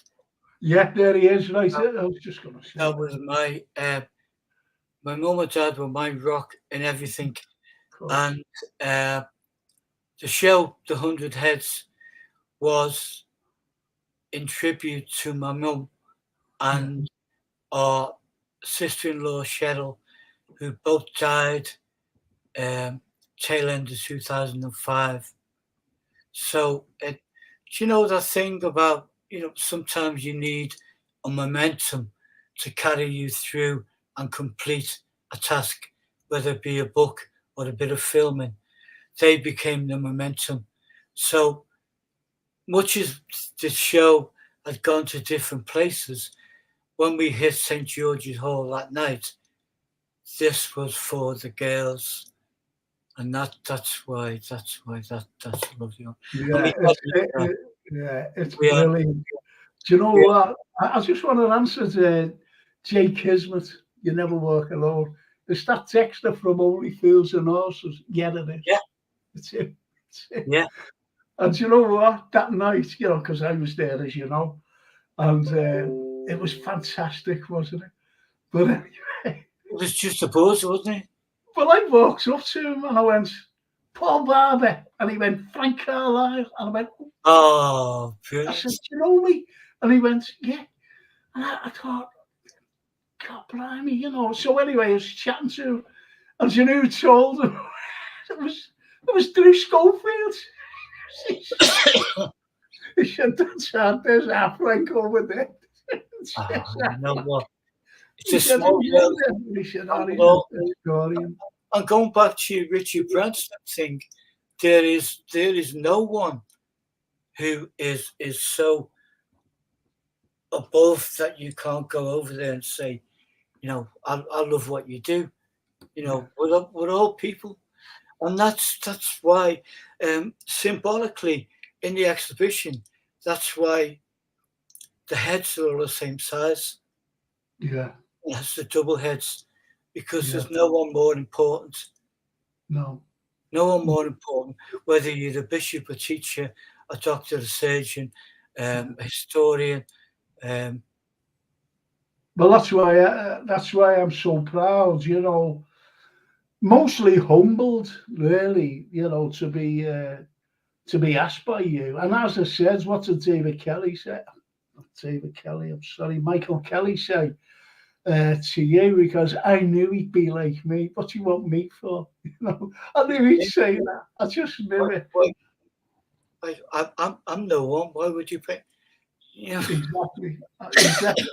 Well, there you are. You're someone forever. The thing is, you see, and as you know, you're the artist. As you know. It went on. It went everywhere, didn't it? It was. Yeah. And I remember we went over to the Lady Lever Gallery. That's right. Mike McCartney was there, wasn't he? Yeah. The Williamson Art Gallery. Yeah. Which beautiful 1920s, 30s gallery in Oxton. Well, Lainey and I started our married life in a little 2-bedroom flat up the way, and the art gallery was where we used to go. So these were in the days when no one would give me a parking ticket, never mind an exhibition in the gallery. And I always thought, it meant something to us because it was at the start of our journey. And then it was a wonderful guy, who I know you know, David Charters, the journalist, Yeah, David, yeah. brought in Colin Simpson, who was the manager of the Williamson, and he came in to see the work, kind of like you did, Frank, before anyone had seen it. Because if you remember, the windows and stuff were blacked out. Oh, yeah, yeah, that's Not right. because I'm kind of Howard Hughes, but Yeah, because we felt it was a special thing between us and you that's and right. other That's people. right. And we had to get it to a point before we felt comfortable allowing people in. So Colin Simpson came in, and he was the only gallery that I wanted to go to because of that connection with our life. I didn't want it to be a gallery thing. I No. didn't want it to put people off going in, taking their children in, taking their mums and dads in. So every single venue had to be open to all and no charges. Which That's right. really, All the venues that you did was spot on, actually. I think so, because people got to see the beauty of the venues, which may be right under their nose. And how often we talked about Yeah, things, we walk past the beautiful things, and people will walk past the Anglican Cathedral or the Metropolitan and not yeah, go in for the I cup know. of tea or nose, but Yeah, to look at from the outside. And we give it nicknames and stuff, but it was about bringing them in and showing them how wow the buildings was.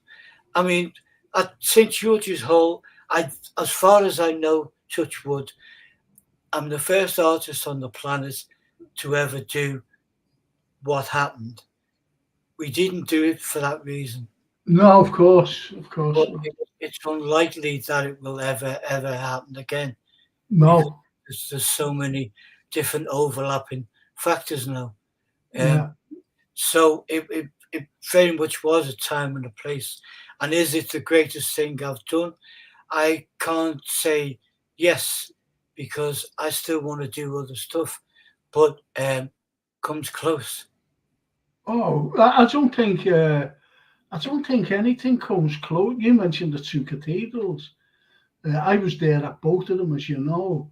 And when I went into St George's Hall, you think about it, and the amount of people just wandering around, looking at this Yeah, unbelievable exhibition. it Do was. you know where else I enjoyed, Anthony? If you Yeah, don't mind me saying?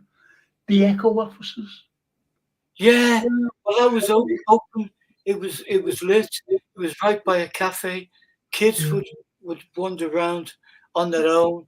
Um, Mums would push baby chairs around, um, wheelchair access, all of that stuff, which is exactly what we wanted. And people didn't know me per se or Laney. We'd be sitting there having a pot of tea, and the people would go round, and occasionally would see people we know, would go over and chat and stuff. But it was just nice watching other people watching the works. yeah, absolutely. Do you Yeah, know that night in the Echo offices, I met Dean Sullivan, and he went, yeah, "Hi, Frank, I've just been looking at your portrait." He said, "You look really nice." I said, "Oh, thanks very much." I said, yeah, I wanted to touch me up." And he went, "What do you yeah, mean touched you up?" I said, "No," I said, "I don't mean it like that." Oh, full of innuendo, you know. yeah. So, I I think great Dean. I think it developed into um, a very warm-hearted thing. That was the very first show, which was in January of the same year, 2007, Yeah, and it was a struggle, because you have this concept, I'll paint 100 heads, and yeah, you have no concept of how long it's going to take to paint them. You just enjoy it along the way. So when we were at the Echo, I think there was about 70, maybe. When we got to St. George's, I think there was just 100. And then it got a bit bigger for I think the next stage was the Anglican Cathedral. We've been to the Metropolitan Cathedral, and as you described, the lovely, the only one and only art gallery on the tour was the Williamson, and we went there, and Mike had been made cultural ambassador for Whittle, and we got to know Mike again through Drew. Yeah. And Mike had opened an exhibition for me going way back in 2003, and we became good friends. And I think it's that confirmation from someone else that says, you know, he's a good person, or she's a good person, whatever. Yeah.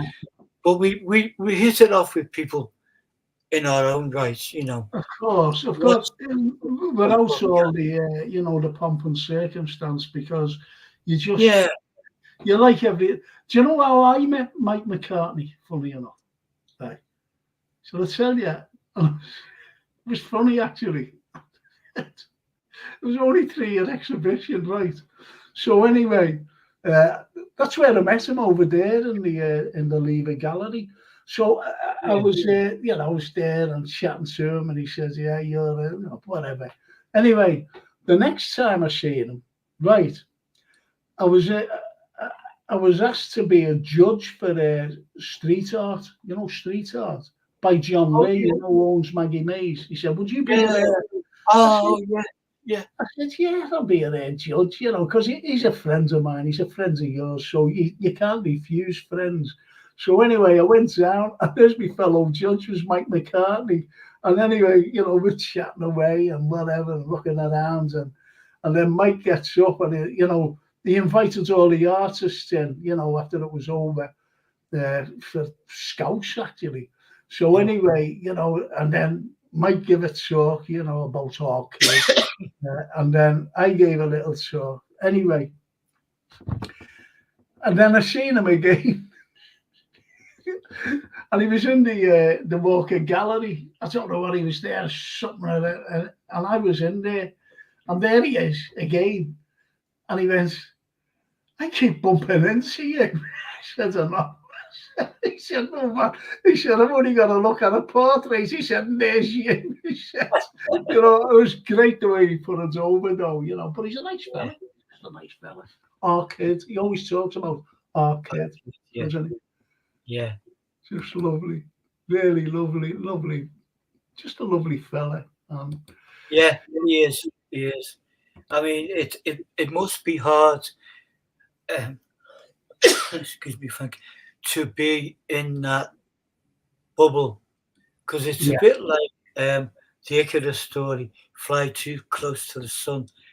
The Beatles are just the biggest ever, and it's like anyone who lives within that circle, brothers, sisters, mothers, daughters, their life kind of, in a way, can become secondary, because you're the sister of, you're the brother of, so your own personality gets lost.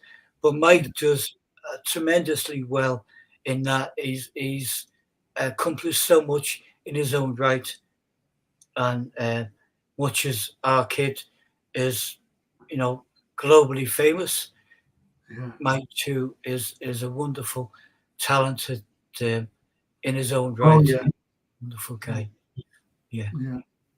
I so remember that top corner photo where you're in our Man Island studio. You'd stopped or brought in a tour. You were on a tour, and you said, "My friends Laney and Tony are in there. Come on in. Come on in and have a look." Yeah, and that was just like a bolt out of the blue. Brilliant. It was a bolt out the blue because it was great. Is that what's it? That's not Boxall, is it? I forget his name. That fella who, and so I know that's Eddie Klein in the middle. Eddie Klein, and culturally, Jason Harborough. Jason Harborough, yeah, that's him. That's him. And he went to live in Spain. That was at the Echo on the very, very first night of the 100 Heads. Yeah. Eddie we'd met a couple of years ago when he was Lord Mayor. Just one of them things, you meet people, and Eddie and Palmer just been wonderful, wonderful people. Don't see them often enough, but when I meet them, it's just lovely, warm-hearted, kind people. Yeah, he asked me to give a talk. He had his 70th birthday up in Aintree. And he got one of these big boxes or whatever it was. Anyway, I went up there and gave a talk for his 70th. And he just, as you said about Pam as well, just lovely people. Just lovely people. Lovely people. Jason Harborough, I couldn't say to him. I couldn't. I really couldn't, to be honest. And there's my portrait there. And do you ever remember the bottom one there, the bottom photograph? The history canvas. Yeah, because you asked me to give a talk, and there I am giving the talk. I did. 16 years ago tonight. 16. And you gave the talk, and I think either you or I ended the talk by saying the concert room was shocking. It was brilliant, wasn't it? Absolutely brilliant. And we just said to them, ladies and gentlemen, if you'd like to come and meet the heads, and it was like the bus centre emptied out, but all those people came down, and I know they were talking to you about history, and the canvas, 3 canvases in the middle there, was to depict the waterfront as it was then, 2007, made up of the faces and people of the likes of Frank Hornby and stuff like that, that made Liverpool great. I never ever got it finished. I got it to a point where it was kind of finished enough to go there on that night, and then we got it back after a while. We moved studios to Wallasey, and someone stole the middle section of it. Wow.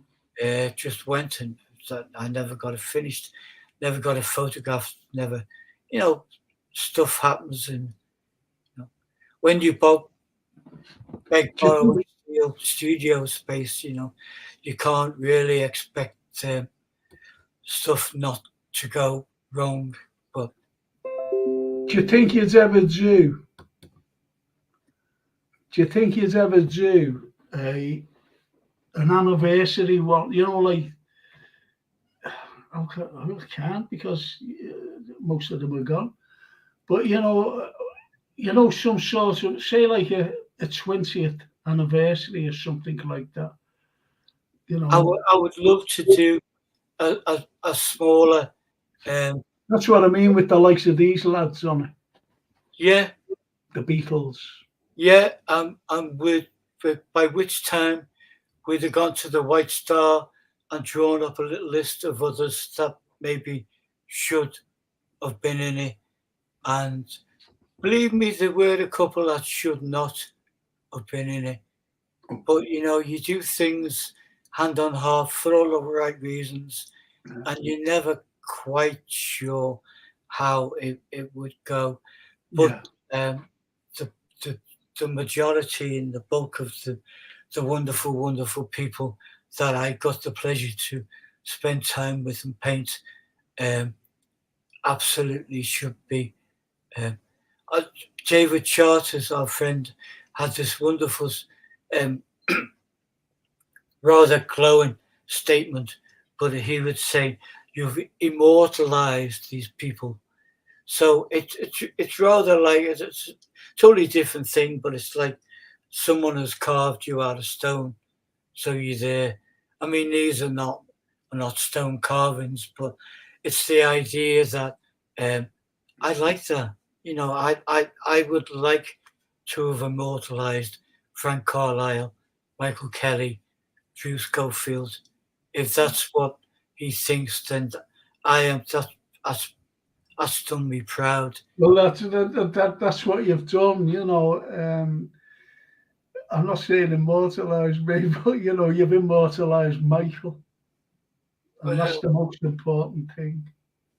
That's well, the most the Lennon one was John that was and painted. George and George. That was painted for um, our, our sister-in-law Cheryl. She was only in her early 30s, and she was diagnosed with cancer, and we weren't going to have her long. And the idea was I wanted to produce a piece of work that would sell like that, and then the money would go to Cheryl, Yeah. a beautiful husband, my brother-in-law Mark, and their gorgeous 5-year-old daughter. And it never worked out like that.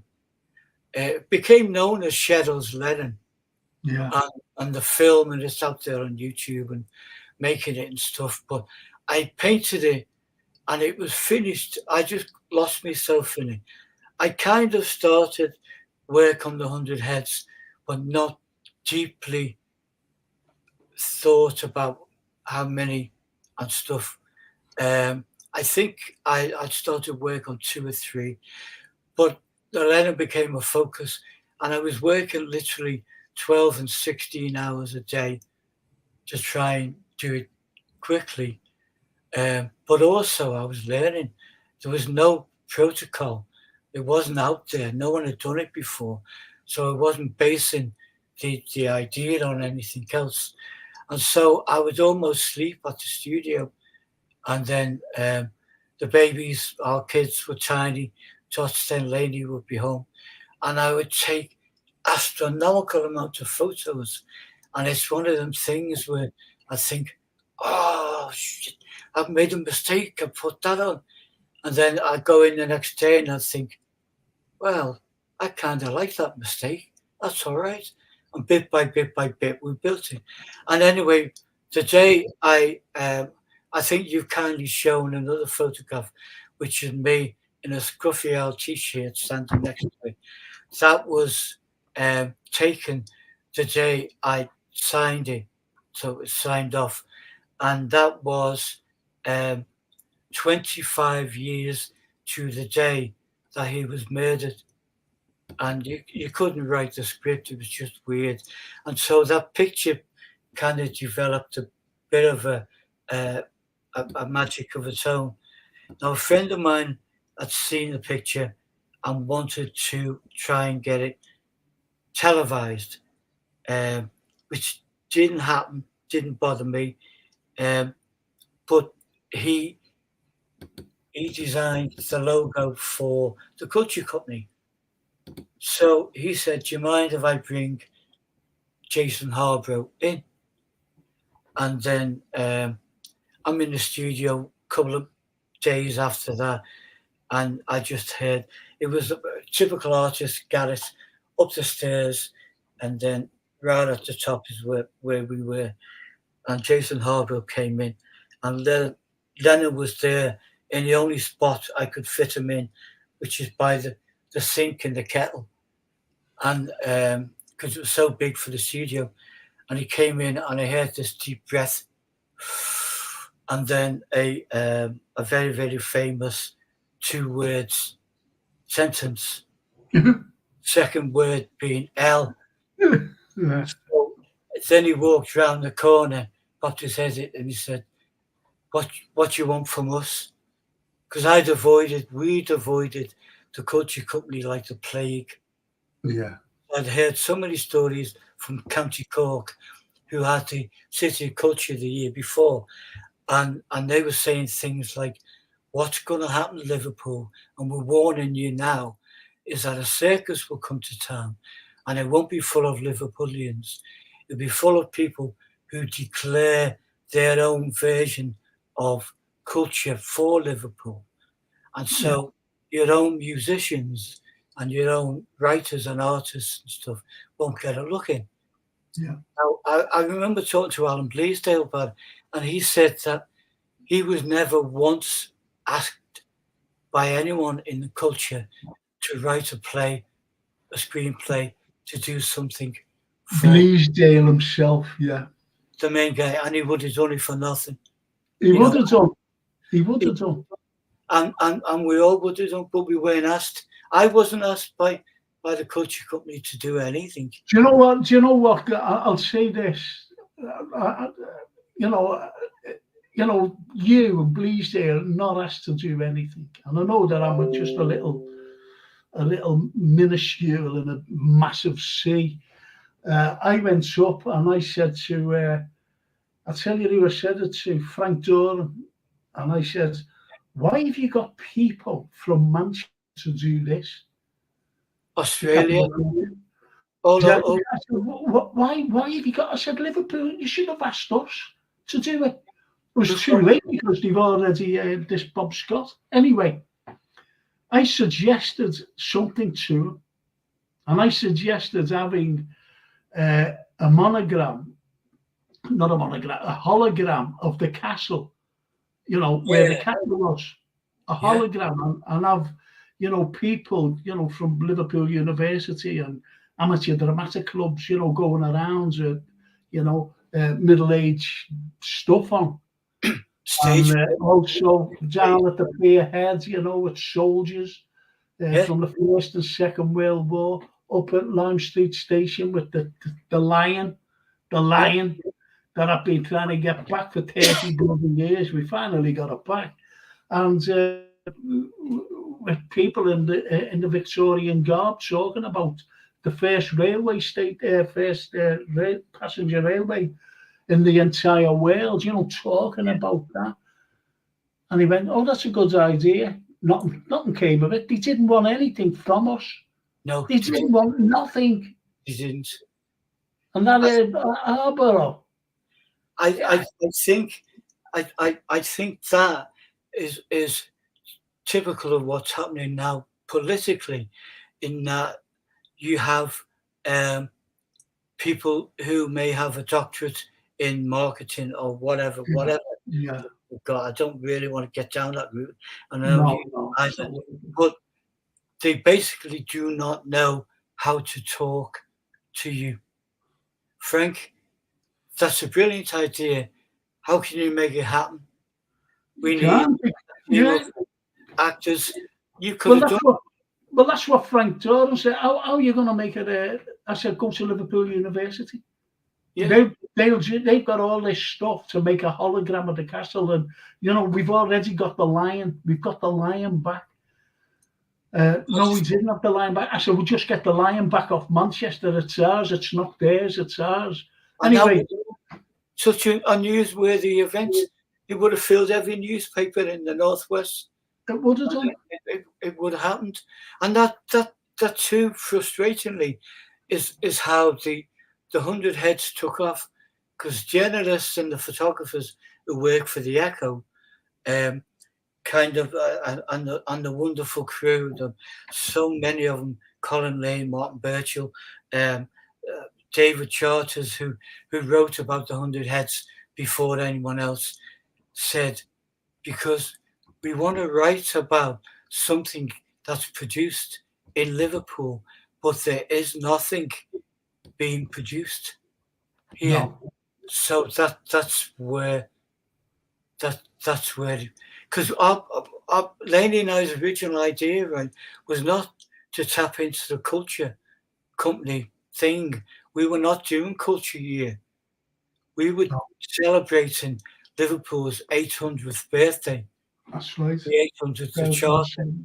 And we racked our minds and we thought, for us, the best way to celebrate a city is through its people, not through its money or its banks or necessarily through its buildings, but through its people, because people make things happen. Yeah. They make. Well, you've got to have the right people in place. You have Well, to have the right people in place, unfortunately. but that's And why. this is why none of us, as Bleasdale says, as you said, I don't know. It's just It's mind blowing, isn't it? Yeah, there's the photos there. yeah, Yeah. cracking, isn't it? 25 years to the day, and I think I got about 4 hours sleep in about 6 weeks, and I look like I have as well there, and it was I set up the camera on a tripod because that was about 7:30 in the morning, Wow. and that's why the studio lights were on, and then I thought I've got to. I'm not doing any more work on it. I've got to stop it here, because otherwise we go on and on with projects, and you can kill it. You can kill it. So, and that was it. Isn't that a cracking over? When you look at, not being funny, you look at the top left picture, you're covered in paint, and you look at the bottom right, and everything all over the floor, and that's the way it was. That's the way I worked, Yeah, no, that's what I'm saying. And it's like, my dear dad, God love him, my dad. One of the most beautiful things we were able to do is bring my dad into, because my dad used to be a commercial artist. Yeah. Before I was born, he'd work with places like G.J. Hughes, Blacklist, and all that, for the grottos and all the signage and all that stuff, and the movie houses. And then he gave it up when I was born, because then, as now, there is no money in art unless it's a blagging class system thing. But of course it is. we brought him in after my mum died. He'd always worked with us on projects, and we brought him in. And when you see that mess there, I knew I would know where that little bit of blue paper is for Jimi Hendrix's eyebrow or whatever would be in that mess. And my dad, God love him, would come in and he'd sweep up for me and brush up. And I'd walk in with like 2 Mackey's coffees or whatever and go, oh, jeez. Dad, you haven't seen a tiny little 2-inch by 3-inch bit of blue paper. And your little bottom right one, look at that. Yeah. But I love this one as well. And I was there that night when up at the Anglican Cathedral, because I was so surprised. So surprised. I am playing a song called Junk, which is my earliest memory of the Beatles splitting up. I was 9, and Paul McCartney used the Beatles splitting up as a bit of a promo to sell his own album, which was called McCartney, and it's got a beautiful, beautiful piece of music on it called Junk. Anyone's not heard it, check it out. It's still, it makes the hairs on the back of my neck tingle. And so I always said, I want to play that in a cathedral one day. And there we were in the cathedral. That's a sound check. And I didn't know Mike was there. And there you go, that's the results. It's a cracking picture though of you, isn't it? And McCartney right over you, but it's a cracking one of both of us, because it just makes humour. And he's not saying, today, here I am, or whatever, and he's not interrupting me. I'm just oblivious, I'm doing my thing, and he's just saying, I'm with him, I got the shock of my life, as I said. I really did. When you got up and started, meet your little band. Yeah, little trio, yeah. Yeah, they are there.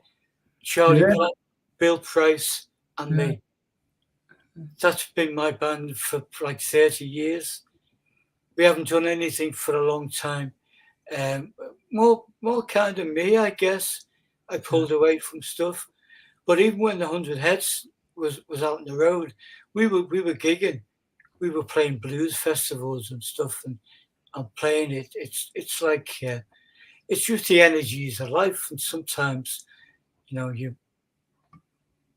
And the top part there, the studio where I painted Lennon was on. Gosh, what's the name of the street? It's the building is still there, but it's changed now.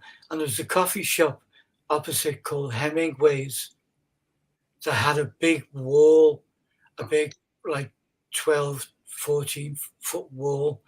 And they'd asked me, could they hang a piece of work on? And that piece of work went up there. And our Emily, who you met shortly after that, and then has been part of our life, we would go there and get her hot chocolate and make our plans for the day, whatever, go back and add paint.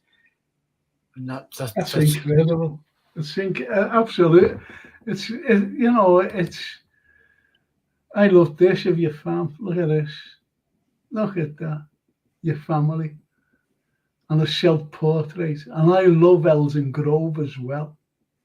I love it too, Frank. And I part of me couldn't believe that he left it standing, which I'm eternally grateful for. Because at the time I did that drawing, they still had a bit of the bandstand and stuff. And there was a Greek chap who'd bought it. Oh. And I got to meet him, and he was talking about his plans for it and bringing it back to life. And it all sounded completely above board and right, and people could rent a flat there, and there were so many people. The drawing was brought on because in one of the upper floors there was a lady that said, if ever you do a picture of Elton Grove, I would buy it off you, because we lived on the top floor. Number 19 or something, yeah. So, I took a little bit of artistic license because the windows were all smashed up and stuff. And sadly, the guy that I spoke to had the plans. The council wouldn't let him progress it, which was the Liberal Democrats at the time. They wouldn't let him. They wouldn't let him do anything with it, which is ludicrous, isn't it? Absolutely. You and I have the money, so we buy a building and say we want to restore it, and we want to bring people back to it. Yeah. And then they put obstacles in your way. They always do, unfortunately, and I don't know what goes through their minds. I don't think they're from Liverpool myself. I think, they get these planners. I totally agree, Frank. Yeah. And there's the Barham Street Tap, which is a drawing I did in tail end of 1999. It's brilliant. That's what I was going to mention as well, because funny enough, the railway went underneath there, didn't it? That's right. Yeah. That was known as the railway wall, wasn't it? That's right, the railway wall. And I know the history behind that. Do you know that? No. Do you know George Melly? Oh, yeah. Yeah. No, well, his I forget. I wasn't sure. I forget his name. Like his ancestor in the mid 19th century, 1848. He's seen people drinking out of when it rains, through the water, and they were stagnant as well as stagnant water. And he said, "This is wrong." He said, "This is wrong."